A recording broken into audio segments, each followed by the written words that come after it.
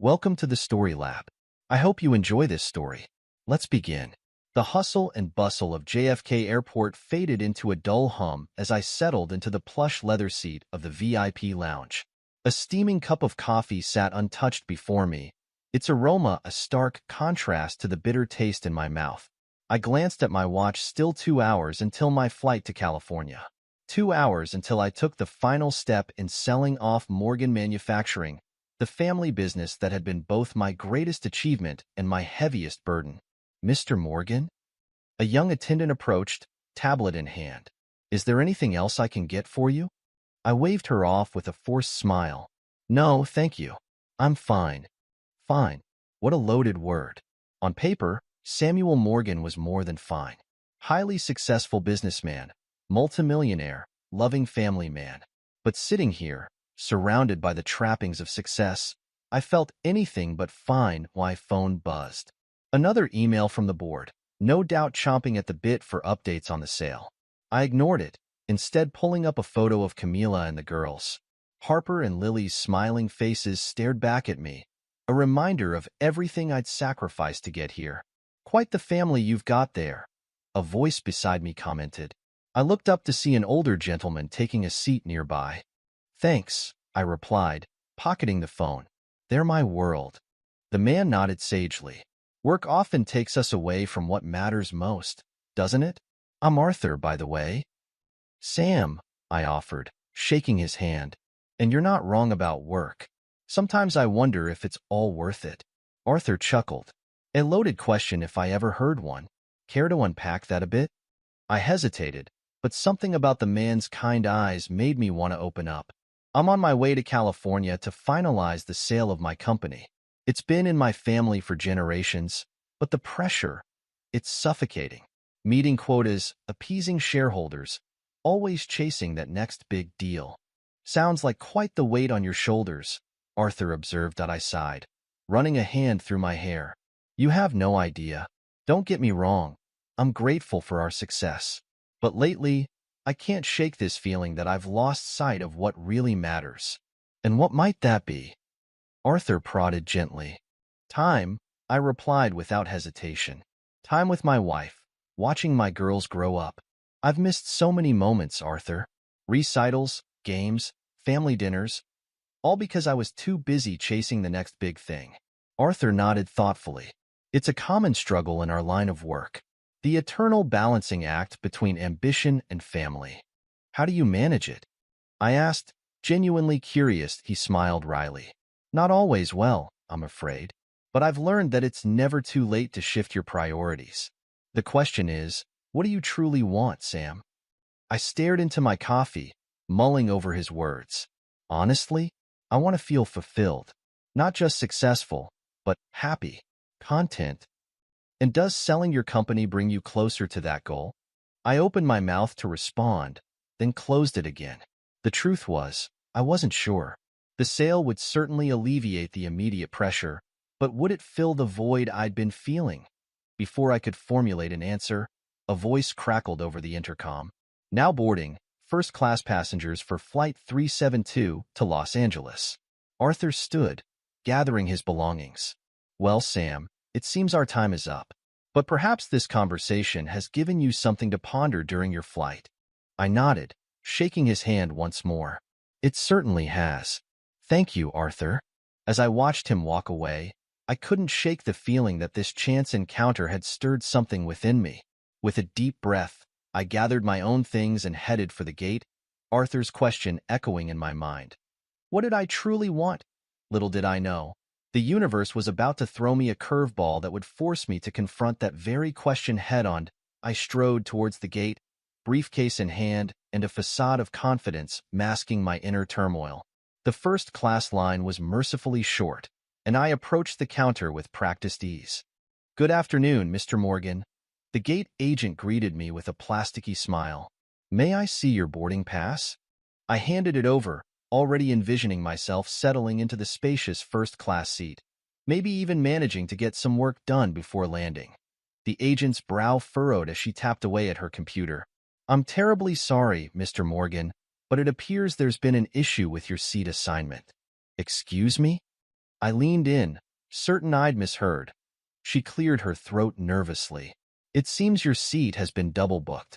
I'm so sorry for the inconvenience. I felt my jaw tighten. There must be some mistake. I always fly first class. Check again. I assure you, sir, I've triple-checked, she replied, her smile growing strained.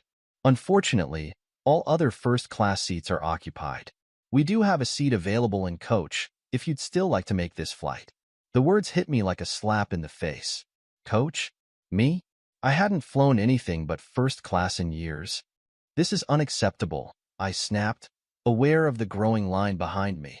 I paid for a first-class ticket. I expect a first-class seat. I understand your frustration, Mr. Morgan, the agent said, her voice low. We can offer you a full refund and book you on the next available flight with a guaranteed first-class seat. I glanced at my watch, mental calculations whirring. Waiting for the next flight would throw off my entire schedule, potentially jeopardizing the deal. Fine, I growled, snatching the coach boarding pass she offered. But I want it noted that this is completely unacceptable. Of course, sir. Again, we deeply apologize for the inconvenience. I stormed down the jetway, my mood darkening with each step. As I reached my assigned row, my heart sank. The seats were cramped, barely enough legroom for a child, let alone a grown man. Excuse me, I muttered, squeezing past a mother with a crying infant to reach my middle seat. I struggled to fit my briefcase in the overhead compartment. The baby's wails intensified.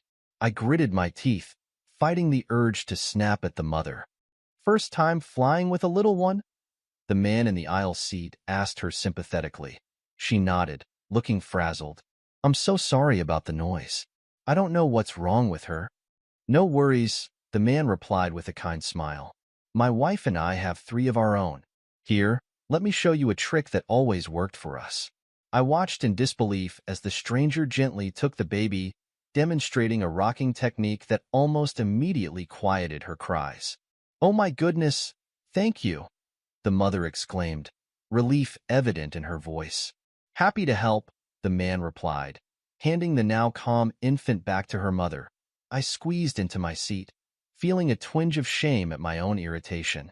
The kind stranger's actions stood in stark contrast to my behavior at the gate.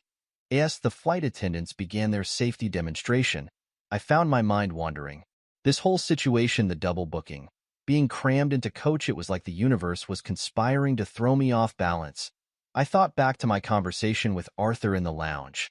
What did I truly want? Certainly not this, the stress, the constant pressure, the feeling that everything was spiraling out of my control. The plane began to taxi, and a sudden wave of claustrophobia washed over me. I couldn't do this. I couldn't spend the next 6 hours wedged into this seat, stewing in my own frustration. Excuse me, I said abruptly, startling the mother beside me. I need to get off. Sir, we're about to take off, a flight attendant cautioned. You'll need to remain seated. No, you don't understand, I insisted, my voice rising. I can't be on this flight. I need to leave. Now. The flight attendant exchanged a worried glance with her colleague. Sir, please calm down. Once we're airborne, I said now. I snapped, louder than I intended. The baby started crying again, and I felt the eyes of every passenger boring into me. What followed was a blur of activity, the plane returning to the gate, me being escorted off by security, hushed whispers and disapproving glares from my fellow passengers. As I stood in the terminal, watching the plane take off without me, a strange sense of relief washed over me. I pulled out my phone and dialed my assistant. Cancel all my meetings in California, I instructed. I'm going home. But sir, the deal can wait? I finished firmly. Something's come up. I'll explain later. As I hung up, I felt lighter than I had in years. For the first time in a long time, I was choosing my own path. Consequences be damned. The drive home from the airport was a blur of familiar streets and unfamiliar emotions. My impromptu decision to bail on the California trip left me feeling both exhilarated and uneasy. As I pulled into our upscale suburban neighborhood, the manicured lawns and pristine houses seemed to mock my inner turmoil. I parked in the driveway, noticing Camila's car was there. Good. I suddenly felt an overwhelming need to see her, to share this strange day and the revelations it had brought. Camila? I called out as I entered our spacious foyer. Girls? I'm home early. Silence greeted me. Strange. I checked my watch 3:30 p.m. Harper and Lily would still be at college, but Camila should be here. Cam. I tried again, climbing the stairs. Maybe she was taking a nap. As I approached our bedroom, I heard muffled sounds. My pace quickened, worry creeping in. Was Camila sick? I pushed open the door, my mind not fully processing what my eyes were seeing. Camila was indeed in bed, but she wasn't alone. Tangled in our sheets was a man I recognized all too well, Bryce Turner, the local real estate hotshot. Time seemed to stand still as three pairs of eyes locked in a tableau of shock and horror. Camila recovered first. Sam, she gasped, clutching the sheet to her chest. What are you doing at home? The shock of discovery gave way to a cold, calculating anger. I pulled out my phone, my fingers trembling slightly as I opened the camera app. Camila and Bryce were still frozen in place, like deer caught in headlights. You're recording this? Are you serious right now? Camila's voice quivered. I raised the phone, a bitter smile twisting my lips. Preserving the moment. Smile for the camera, lovebirds. Sam, don't. Bryce started to move, but I was quicker. The shutter sound echoed in the tense silence as I captured several incriminating photos. Delete those right now, Camila demanded, her voice shrill with panic. I laughed humorlessly. I don't think you're in any position to make demands, Cam. Bryce lunged forward, but I easily sidestepped him. I warned. Try anything, and these go straight to Amanda. And trust me, I know people who can make sure everyone in town sees them too. You wouldn't, Camila gasped, horror etched on her face. I met her gaze, letting her see the steel in my eyes. Try me. Bryce, to his credit, looked appropriately terrified. Sam, man, I can explain. Explain? I cut him off, a laugh devoid of humor escaping my lips. Please, Bryce, enlighten me. I'm dying to hear how you ended up fucking my wife in my own house. Sam, please, Camila pleaded, tears welling in her eyes. It's not what you think. Really? I spat, fury finally breaking through the shock. Because what I think is that I just caught my wife of 15 years cheating on me with a two-bit realtor in the bed we've shared since our wedding night. Bryce flinched at the insult. Now hold on a minute. Shut up, I roared, taking a menacing step forward. You don't get to speak, either of you. I turned my gaze to Camila, searching for any trace of the woman I'd loved for nearly 2 decades. All I saw was a stranger, her face a mask of guilt and fear. How long? I asked, my voice dangerously quiet. Camila's lower lip trembled. Sam, How long? I repeated, enunciating each word. She looked down, unable to meet my eyes. 6 months, she whispered. The admission hit me like a physical blow. 6 months. Half a year of lies, of betrayal, while I worked myself to the bone providing for our family. Get out, I said, my tone flat. Bryce started to move, but I held up a hand. Not you, I growled. You're going to sit there and listen while I talk to my wife. I turned back to Camila, who was openly weeping now. Why? I asked, hating how broken my voice sounded. Was I not enough? Did I not give you everything you ever wanted? It's not that simple, she sobbed. You were never here, Sam. Always working, always distracted. I felt so alone. So you decided to fuck the neighbor? I interrupted, unable to keep the venom from my words. Real mature, Cam. Really solved the problem, didn't it? I'm sorry, she whispered. I never meant for this to happen. I love you, Sam. We can work through this. Her words ignited a fresh wave of anger within me. Love me? You have a funny way of showing it. And there's nothing to work through. We're done. The finality in my voice seemed to shake her. Sam, no, please. Think of the girls. Don't you dare bring them into this, I snarled. You should have thought of them before you invited this asshole into our home. I turned to Bryce, who looked like he wanted to disappear into the mattress. And you. I always knew you were a snake. But this is low, even for you. Sam, I'm sorry, he started, but I cut him off with a harsh laugh. Sorry you got caught, you mean? Tell me, does Amanda know where you're right now? Should I give her a call? Let her know her husband's been busy? The color drained from Bryce's face. Please, don't. In a flash of inspiration born of vindictive rage, I snatched up Bryce's neatly folded clothes from the chair. What are you doing? He asked, confusion evident in his voice. Leaving you as exposed as you've left me, I snarled, backing towards the door. Realization dawned on Bryce's face. You can't be serious. Give me my clothes. Sam, this is childish, Camila chimed in, clutching the sheet to her chest. I paused at the doorway, my hand on the knob. Childish? You want to see childish? Without warning, I lunged forward, my fist connecting solidly with Bryce's jaw. He stumbled back, shock and pain mingling on his face. You son of a bitch, he yelled, holding his face. I stood my ground, adrenaline coursing through me.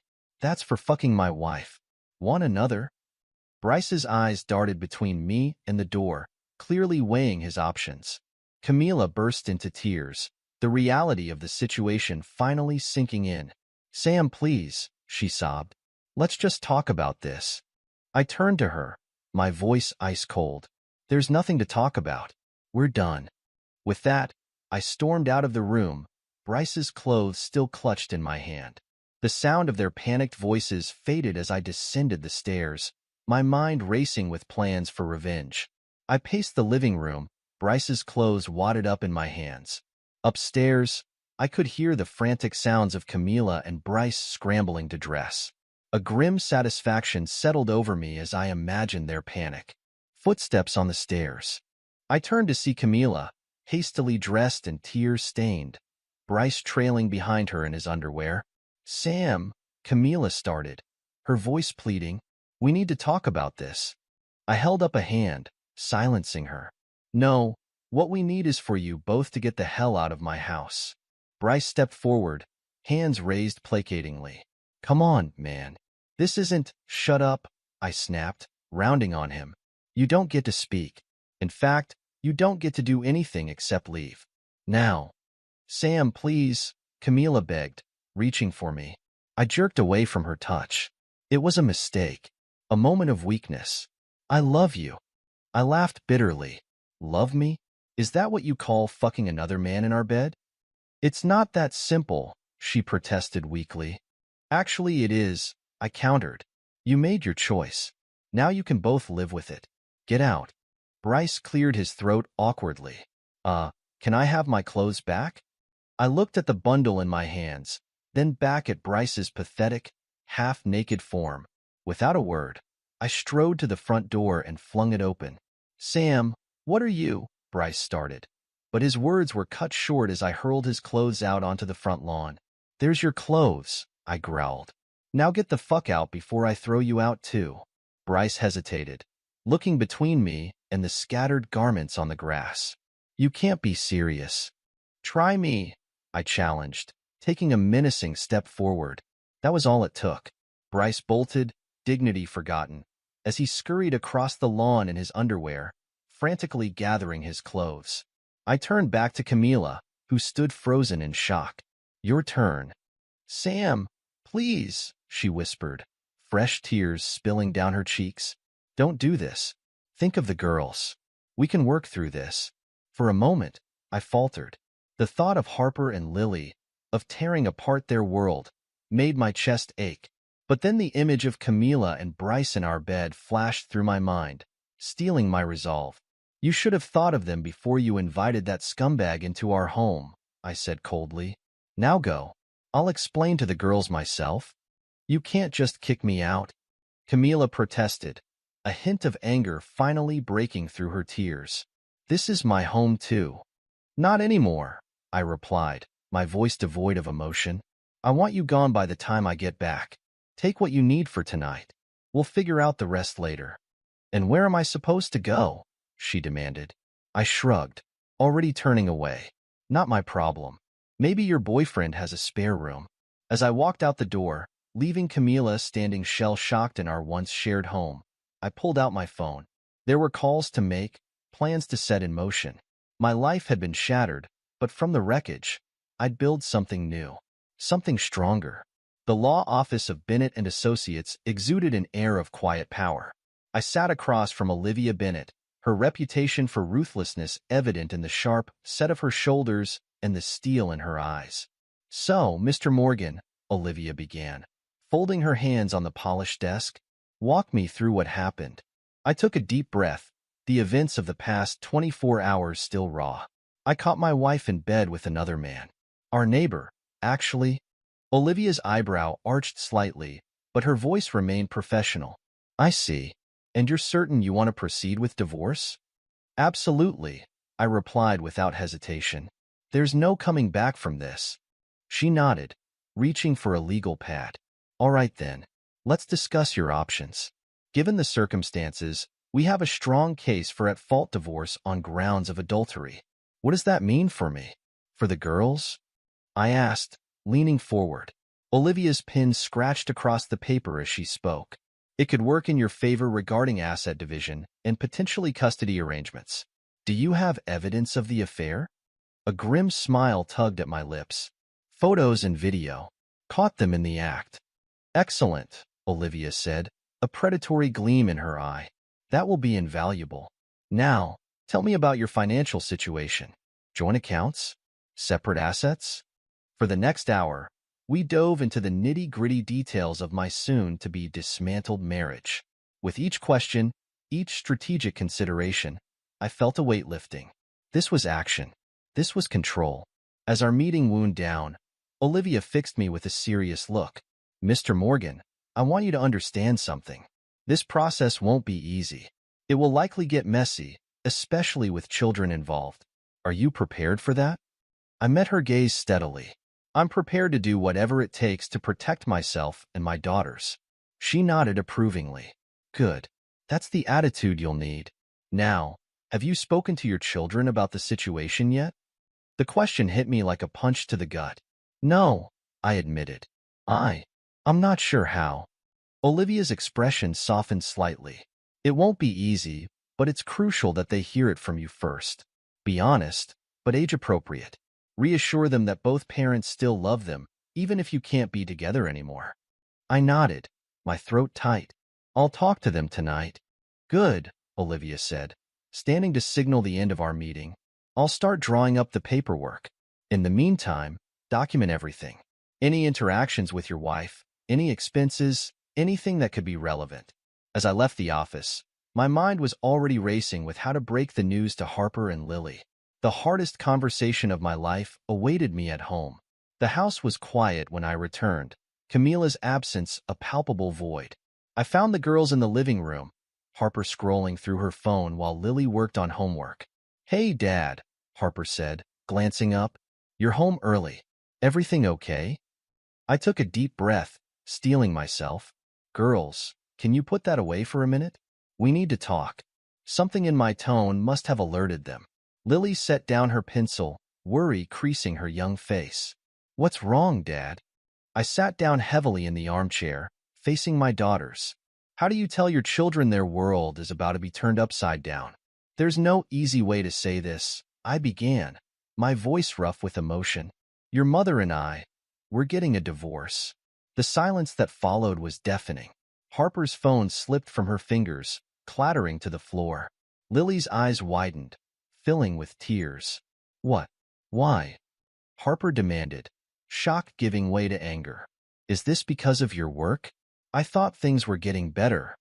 I shook my head, hating the pain I was causing them. "It's not about work. Your mother, she was unfaithful. I caught her with someone else." Lily burst into tears, while Harper's face hardened into a mask of betrayal. "Who?" she asked, her voice cold. I hesitated, unsure how much to reveal. "It doesn't matter who. What matters is that your mother and I can't be together anymore. But I want you both to know that this doesn't change how much we love you." "Bullshit," Harper yelled, jumping to her feet. "If you loved us, you'd try to work it out." "Harper language," I admonished reflexively, then sighed. "I know this is hard to understand, but sometimes, even when people love each other, they do things that can't be forgiven. Lily's small voice broke through her sobs. Where's Mom? Is she coming back? My heart clenched. She's staying somewhere else for now. We're still figuring out the details, but I promise you'll see her soon. I hate this, Harper declared, angry tears finally spilling down her cheeks. I hate both of you. Before I could respond, she stormed out of the room, her bedroom door slamming moments later. Lily launched herself into my arms, crying in earnest now. I held her close, my own eyes burning with unshed tears. It's going to be okay, sweetheart, I murmured, hoping I wasn't lying. We'll get through this together. As I comforted Lily, my mind whirled with the challenges ahead. But beneath the pain and uncertainty, a spark of determination grew. I'd rebuild our lives, stronger than before.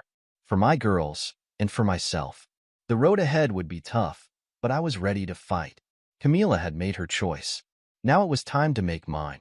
The next morning, I found Harper and Lily sitting at the kitchen table, both looking exhausted and withdrawn.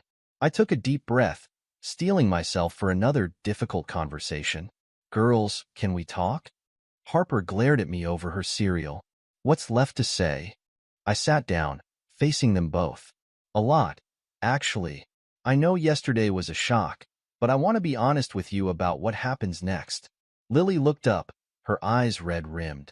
Are we moving? No, sweetheart. This is our home, I assured her. But there are going to be some changes. Harper scoffed. Yeah, like Mom not being here. I nodded, acknowledging the pain in her voice. That's true, and I know it hurts. But I've been thinking a lot about our future, about the kind of life I want us to have. What do you mean?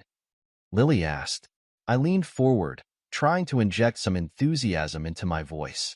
I mean that maybe this is a chance for all of us to try new things, to live differently. Harper's eyes narrowed suspiciously. Like what? Well, I began. I've always wanted to travel more, see the world. Maybe we could take some trips together, explore places we've never been. Really? Lily perked up slightly. Like where?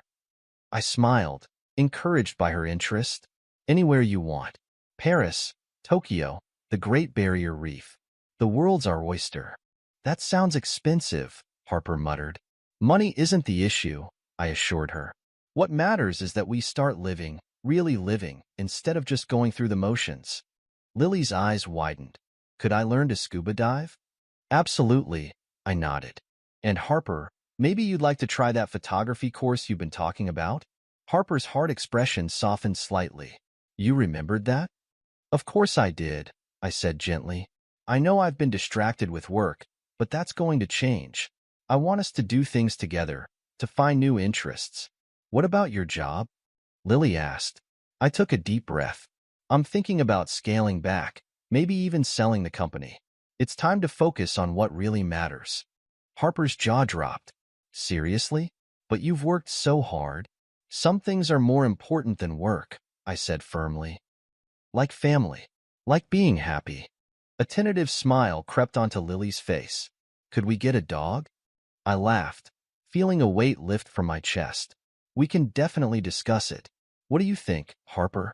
Any requests for our new adventure? Harper hesitated, then sighed. I guess. I've always wanted to learn to surf. Then we'll find the best waves out there, I promised. Look, I know this isn't easy. The divorce, the changes, it's a lot. But I want you both to know that no matter what, we're in this together. And I'm committed to making our lives better, more fulfilling. Lily got up and hugged me tightly. I love you, Dad. I held her close, feeling a lump in my throat. I love you too, sweetheart. Both of you. Harper didn't join the hug, but I saw a glimmer of hope in her eyes. So, when do we start this new life? I grinned. How about right now? Let's make a list of all the things we want to do, places we want to see. Sky's the limit. As we began brainstorming, the kitchen filled with a tentative excitement. It wasn't perfect, and there was still a long road ahead, but for the first time since discovering Camila's betrayal, I felt a spark of genuine hope for our future. The constant buzzing of my phone was driving me crazy. I glanced at the screen, seeing yet another missed call from Camila. With a frustrated sigh, I silenced it and tossed it onto the couch. Still calling? Olivia asked, her voice crisp over the speakerphone on my desk. Non-stop, I confirmed. Calls, texts, voicemails. She's relentless. Have you listened to any of the messages? I snorted. No. What's the point? Nothing she can say will change anything. Good, Olivia approved. Keep it that way. Any contact should go through me. Now, about those financial documents. A knock at my office door interrupted us. Dad? Harper's voice called. Can I talk to you? Just a second, I called back, then spoke to Olivia. I've got to go. I'll email you those files this afternoon. Make it quick, Olivia instructed. Time is money, and we need to move fast on this. I ended the call and opened the door. Harper stood there, looking uncomfortable. Everything okay? I asked. She held up her phone. Mom keeps calling me too. What should I do? I ushered her inside, closing the door. That's up to you, sweetheart. If you want to talk to her, you can. Harper frowned. But you're not talking to her. That's different, I explained. She's still your mother, and you have every right to a relationship with her if you want one. But she hurt you, Harper said, her voice small. She hurt all of us. I sighed, pulling her into a hug. I know, and it's okay to be angry. But don't cut her out just because I have to. Harper pulled back, studying my face. Have to? Or want to? Both, I admitted. Look, Harper, adult relationships are complicated. What happened between your mother and me, it's not something that can be fixed with a phone call. So that's it? You're never going to speak to her again? I ran a hand through my hair. For now, all communication goes through the lawyers. It's cleaner that way. Harper's brow furrowed. Cleaner? Less emotional, I clarified. We need to focus on the practical stuff right now. Finances, custody arrangements, all that fun legal stuff. It doesn't seem very fun, Harper muttered. I chuckled humorlessly. Trust me, it's not. But it's necessary. My phone buzzed again, Camila's name lighting up the screen. Harper glanced at it, then back at me. What if she has something important to say? Then she can say it to Olivia, I said firmly. I'm sorry, Harper, but I can't talk to her right now. It's too raw. Harper nodded slowly. Okay, I guess I understand. But Dad? Yeah. Don't let this make you bitter, okay? I don't want you to stop believing in love or anything. I blinked, surprised by her insight. I promise, kiddo. This is just a setback, not the end of the road. She gave me a small smile. Good. Because I kind of like the idea of you finding someone new someday. Someone who actually deserves you. I pulled her in for another hug, touched by her words. Thanks, Harper. But for now, let's focus on us, okay? On building our new life together. As Harper left, I turned back to my desk, eyeing the stack of financial documents waiting to be scanned and sent to Olivia. The road ahead was paved with tedious legal work, but it was a necessary evil. I'd do whatever it took to protect myself and my girls. With renewed determination, I picked up my phone and dialed Olivia's number. It's Sam. I'm ready to move forward with everything. What's our next step? I sat at my computer, fingers hovering over the keyboard. The cursor blinked accusingly in the search bar, waiting for me to make my move. With a deep breath, I typed, how to freeze joint bank accounts. As I scrolled through the results, a mix of guilt and righteousness warred within me. Was this too far? But then I remembered Camila's betrayal, the look on Bryce's face when I caught them, and my resolve hardened. My phone rang, Olivia's name flashing on the screen. I answered immediately. Sam, good news. Olivia's clipped tones came through. The judge has granted our request to freeze the joint accounts. It's done. A weight lifted from my shoulders. Thank you, Olivia. What's our next move? We keep pushing, she replied. I've drafted a proposal for asset division that heavily favors you, given the circumstances. We'll present it to Camila's lawyer tomorrow. I nodded, even though she couldn't see me. Good. And what about? A beep interrupted us, another call coming in. I glanced at the screen and froze. It was Jeremy, Camila's boss at the marketing firm. Olivia, I've got to go. Something's come up. Remember, Sam? No direct contact, she warned before hanging up. I switched to Jeremy's call, my heart racing. Jeremy, hi. What can I do for you? Sam, thank God. Jeremy's voice was strained. I've been trying to reach Camila all day. We've got a crisis with the Peterson account, and I can't get a hold of her. Do you know where she is? My mind raced. This was an opportunity, served up on a silver platter. I thought of Camila, probably panicking without access to our accounts, and made a split-second decision. I'm sorry, Jeremy, I said, infusing my voice with concern. Camila's going through some personal issues right now. I'm not sure she'll be able to handle the Peterson account. What? Jeremy sounded alarmed. But they're our biggest client. The presentation is tomorrow? I feigned surprise. Tomorrow? Oh no, I thought that was next week. Listen, Jeremy, given the circumstances, maybe I could step in? I've got some experience in this area. There was a pause, then Jeremy sighed in relief. Would you? Sam, that would be a lifesaver. Can you come to the office now? Absolutely, I agreed, already reaching for my jacket. I'll be there in 20 minutes. As I drove to Camila's office, guilt gnawed at me. Was I really going to sabotage her career? But then I remembered her tearful pleas, her insistence that her affair with Bryce was just a moment of weakness, and my resolve returned. I strode into the marketing firm with purpose, greeted by a frazzled Jeremy.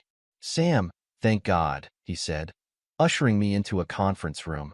The files are all here, but they're a mess. We need to completely revamp the strategy by morning. I rolled up my sleeves, scanning the documents. Don't worry, Jeremy. I've got this. For the next several hours, I immersed myself in the Peterson account.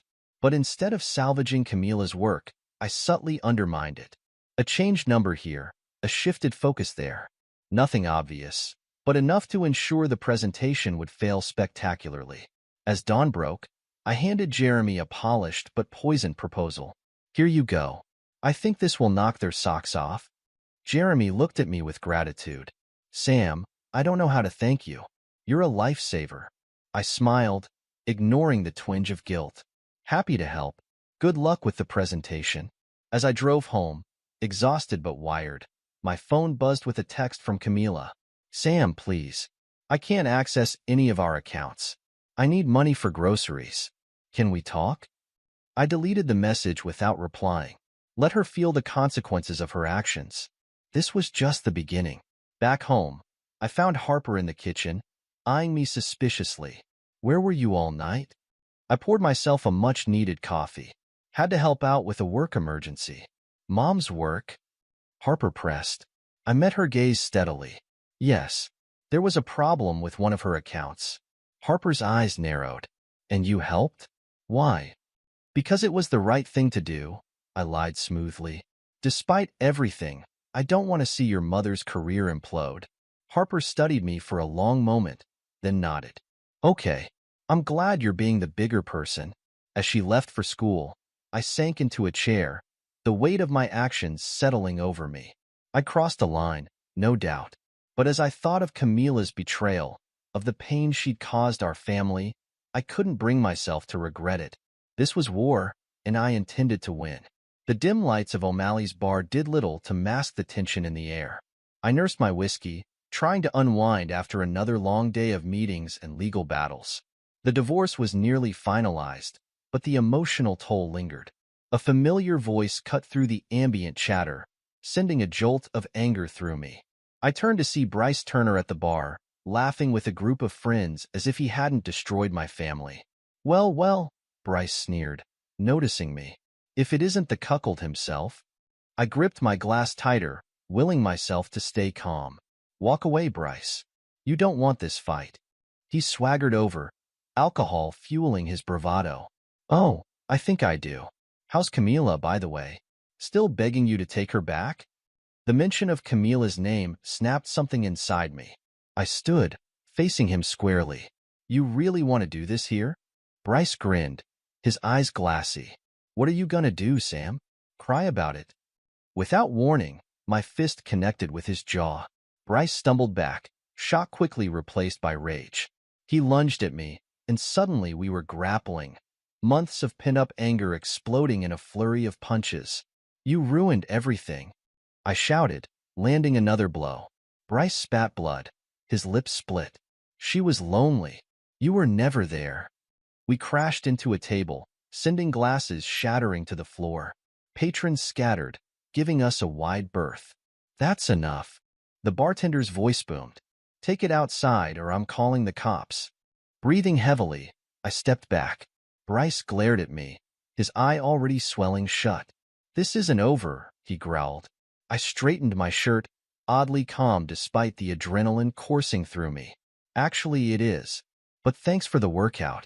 As I walked out, leaving Bryce bruised and humiliated, a plan began to form. It was time to end this, once and for all. The next morning, I dialed a number I'd memorized but never used. It rang twice before a woman's voice answered. Hello? I took a deep breath. Amanda? This is Sam Morgan. We need to talk about your husband. There was a pause, then, Sam? What's this about? It's about Bryce. And Camila. There's something you need to see. An hour later, Amanda sat across from me in a quiet coffee shop, her face pale as she watched the video on my phone. The footage of Bryce and Camila in bed played silently, but its impact was deafening. Amanda's hand shook as she set down the phone. How long? She whispered. At least 6 months, I replied gently. I'm sorry, Amanda. I thought you deserved to know. She nodded, tears welling in her eyes. Thank you for telling me. I had suspicions, but I never wanted to believe. I reached out, hesitating before patting her hand awkwardly. I know the feeling. Listen, I know a great divorce lawyer if you need one. Amanda's eyes hardened, a spark of anger replacing the hurt. Oh, I'll need one. Bryce isn't going to know what hit him. As I watched Amanda leave, determination etched in every line of her body, I felt a mix of satisfaction and unease. The truth was out, justice served. But at what cost? My phone buzzed a text from Olivia. Final papers ready. Meeting tomorrow at 2. End of an era. I stared at the message, a weight lifting from my shoulders. It was really almost over. As I walked to my car, I caught a glimpse of my reflection in a store window. The man looking back at me was harder, perhaps, but also stronger, ready to face whatever came next. 6 years later, the gentle strains of Here Comes the Bride filled the air as I stood at the altar, watching my little girl walk down the aisle. Harper was radiant, her smile brighter than I'd seen in years. As she reached us, her soon-to-be husband beaming beside her, I felt a swell of pride and love so intense it nearly overwhelmed me. Who gives this woman to be married? The officiant asked. I cleared my throat, fighting back tears. Her mother and I do. As I took my seat in the front row, I caught sight of Camila across the aisle. She gave me a small, sad smile, which I returned with a nod. We'd come a long way from the bitterness and anger of 6 years ago. The ceremony passed in a blur of emotions and cherished moments. Before I knew it, Harper and David were running back down the aisle, showered in rose petals and laughter. At the reception, I found myself at the bar, taking a moment to breathe. A familiar voice behind me made me turn. Beautiful ceremony, wasn't it? Camila stood there, looking elegant in a deep blue dress.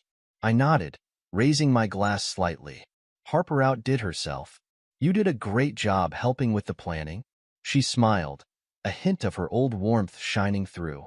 Thanks, Sam. I'm just glad we could both be here for her. An awkward silence fell between us, years of unspoken words hanging in the air. Finally, Camila spoke again, her voice soft. You look good, Sam. Happy. I studied her face, noting the lines of regret etched around her eyes. I am happy. It took some time, but I got there. Camila nodded, her gaze drifting to the dance floor where Harper and David swayed to their first dance. I'm glad. You deserve it. After everything. I followed her gaze, watching our daughter's joy. We both made mistakes, Cam, but we're here now, and that's what matters. She turned back to me, her eyes shining with unshed tears. Do you ever wonder, Sam, what might have been if? Mom, Dad. Lily's voice cut through the moment. She bounded up, grinning. Come on, it's time for the family dance. As Lily dragged us onto the dance floor, I caught sight of Sophie, my girlfriend of 2 years, chatting with some of Harper's friends.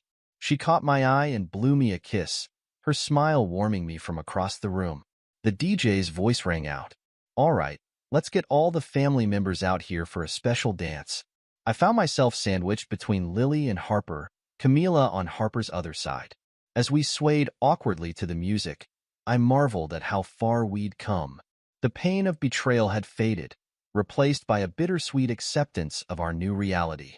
Harper leaned in, whispering in my ear, "Thanks, Dad, for everything. I know this wasn't easy, but it means the world having you both here." I hugged her tightly, my heart full. "Anything for you, sweetheart. Always." As the song ended, I caught Camila's eye over Harper's shoulder. For a moment, I saw a flicker of the woman I'd fallen in love with all those years ago. But then Sophie appeared at my side, slipping her hand into mine, and the moment passed. "Having fun?" Sophie asked, her eyes twinkling. I pulled her close, planting a kiss on her cheek. "I am now. Care to dance?" As Sophie and I moved onto the dance floor, I saw Camila watching us from the sidelines. There was longing in her eyes, but also acceptance. We'd both moved on, forging new paths from the wreckage of our past. The night wore on, a blur of toasts and laughter and bittersweet memories. As the reception wound down, I found myself outside, gazing up at the stars. "Penny for your thoughts?" I turned to see Camila, a shawl wrapped around her shoulders against the night chill. "Just thinking about life," I replied. "How unpredictable it all is." She nodded, moving to stand beside me. "If someone had told us on our wedding day that we'd end up here, we'd have laughed them out of the room," I finished, chuckling softly. Camila was quiet for a moment, then spoke softly. "I am sorry, Sam, for everything. I know it's too late, but I need you to know that." I turned to face her, seeing the weight of regret in her eyes. "I know, Cam, and I'm sorry too, for the part one played in driving us apart. But we can't change the past." "No," she agreed. "We can't. But maybe we can be friends? For the girl's sake, if nothing else." I considered her words, thinking of the long road we'd traveled. "I'd like that," I said finally. "Friends." As we shook hands, an odd formality between two people who had once shared everything, I felt the last traces of bitterness melt away. We'd never be what we once were, but maybe this new understanding was exactly what we needed. The sound of laughter from inside drew our attention. Harper and David were preparing to leave, surrounded by a cheering crowd of friends and family. "Shall we?" I offered my arm to Camila, a gesture of peace. She took it, smiling softly. "Let's go see our girl off." As we walked back into the reception, I felt a sense of closure wash over me. The past 6 years had been a journey of pain, growth, and ultimately redemption. Standing there, watching Harper embark on her own journey of love, I knew that whatever challenges lay ahead, we'd face them with the wisdom and strength hard-won from our experiences. The future, for the first time in years, looked bright indeed. The reception was winding down, the dance floor thinning as guests began to depart.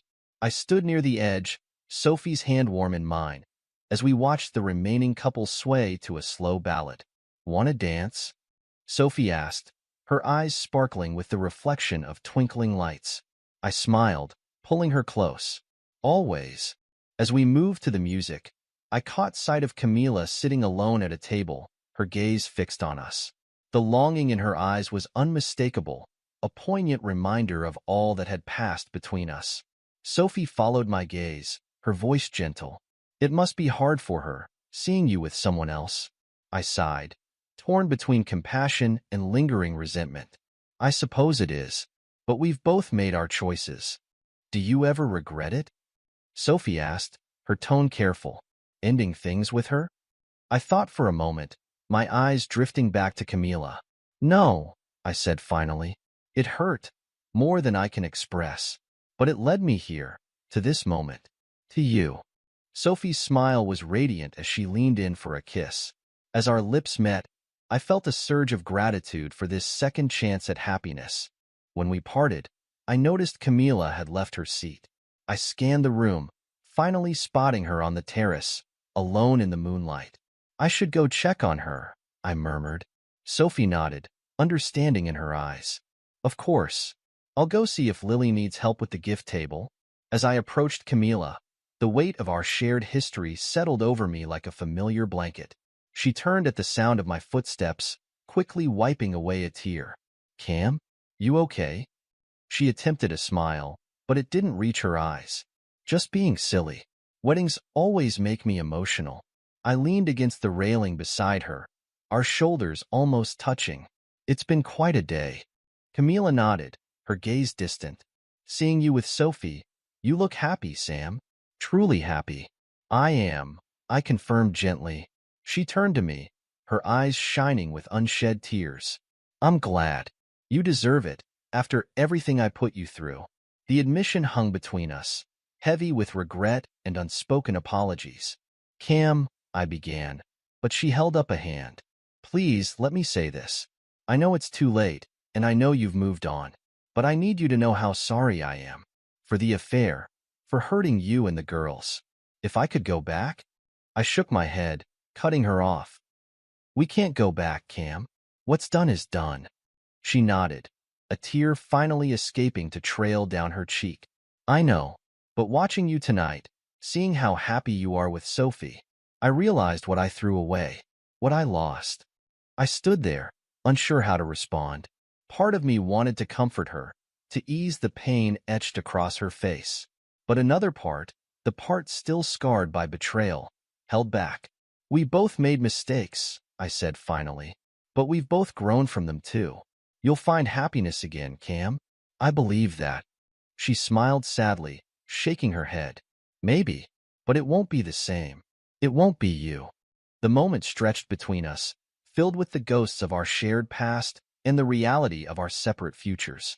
Finally, Camila straightened, composing herself. I should go. It's getting late, and I don't want to intrude on your evening any longer. As she turned to leave, I caught her arm gently. Cam, wait. I know things will never be the same between us, but I hope we can be friends. For the girls' sake, and for our own. She looked at me, surprise and hope warring in her eyes. I'd like that, Sam. I'd like that very much. We shared a brief, awkward hug, the first physical contact we'd had in years that wasn't tinged with anger or resentment. As Camila walked away, disappearing into the dwindling crowd of the reception, I felt a chapter of my life truly close. The bitterness that had fueled me for so long had finally burned away, leaving room for something new. Something, perhaps, even better. I turned back to the party, spotting Sophie chatting with Lily by the gift table. As our eyes met across the room, her smile warming me even from a distance, I knew I was exactly where I was meant to be. The future stretched out before me, full of promise and possibility. This is where our story comes to an end. Share your thoughts in the comments section. Thanks for your precious time. If you enjoyed this story, then please make sure you subscribe to this channel. That would help me a lot. Click on the video you see on the screen, and I will see you there.